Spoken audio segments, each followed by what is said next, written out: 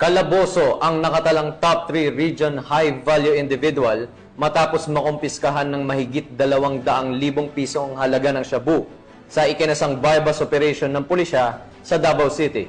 Sa gitna ng maigting na kampanya ng pamahalaan kontra illegal droga, patuloy ang operasyon ng pambansang pulisya upang tugisin ang mga pangunahing personalidad sa illegal drug trade.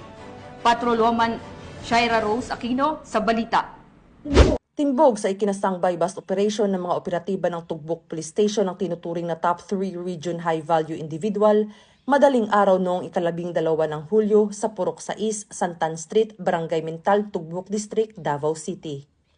Ayon kay Police Major Neil M. Vistar, officer in charge ng Tugbok Police Station, kinilala ang suspect na si alias Tinguy, 23 anyos, isang construction worker at residente ng Purok 18, Barangay Mental, Tugbok, Davao City. Nakumpiska mula sa kanya ang tinatayang 36 gramo ng hinihinalang shabu na may standard drug price na 244,800 pesos, budol money, isang pitaka at personal na pera. Kasalukuyang nakakulong na si Tengoy sa nasabing istasyon at nahaharap sa kasong paglabag sa Republic Act 9165 o ang Comprehensive Dangerous Drugs Act of 2002. Ang matagumpay na operasyon na ito ay patunay ng tuloy-tuloy na laban ng kapulisan laban sa iligal na droga. Sa pamamagitan ng mahigpit na koordinasyon at mabilis na aksyon, na ipapakita ng mga otoridad ang kanilang determinasyon na panatilihing ligtas at malaya sa droga ang komunidad.